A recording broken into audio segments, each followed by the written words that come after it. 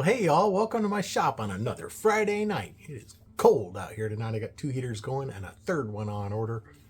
It's not getting here soon enough, I can tell you that much. I watched this story about a man who was sitting outside of a cave, and he watched as a dog approached the cave and sniffed at the entrance, and then it went inside, and instantly it began barking and growling violently.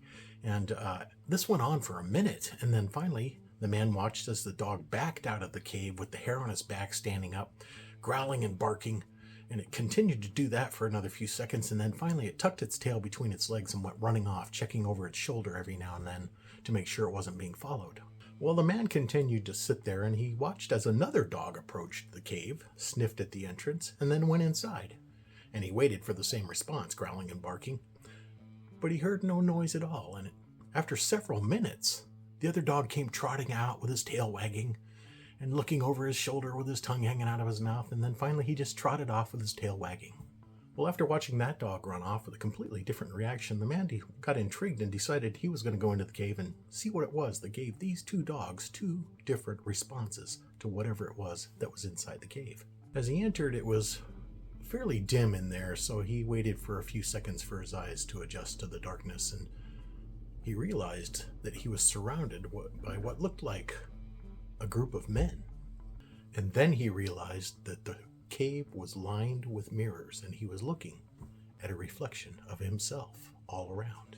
Well, after seeing this, the man left the cave, and he pondered what he had just witnessed these two dogs doing, and he wondered why each had the reaction that it had. After thinking about it for a little while, he realized that each dog had entered that cave with a different attitude. The first dog had carried with it a spirit of caution and suspicion into the cave with him.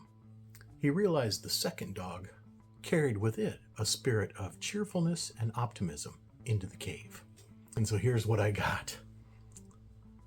Be careful of the spirit you carry into a room or into a family gathering over these next few weeks in the Christmas holidays. Or when you're shopping in a store or driving in your car, be careful of what you carry into anything that you're doing where it involves other people. The attitude you carry into those events and activities will almost always set your tone and your mood. And finally, I used to have one of those mood rings, you know, the kind that changes color depending on your mood, but I lost it. Now I really don't know how to feel about that. You know, it is your weekend. You got a couple days. Get out there and relax. Creation is an absolutely cool place. Lots of things to do, lots of people to meet. Be careful of what spirits you carry around with you as you're moving around. This is the busy season for interacting with folks, with family, with friends, shopping, all kinds of things. You're going to be interacting with people. Be careful of what spirit you carry around with you when you're out there doing it. I love you guys. I will catch you right here in the shop next Friday. Take care. Be good to yourself. Be good to everyone around you. It's not that hard. I'll see you next week. Yeah, on Friday. Bye.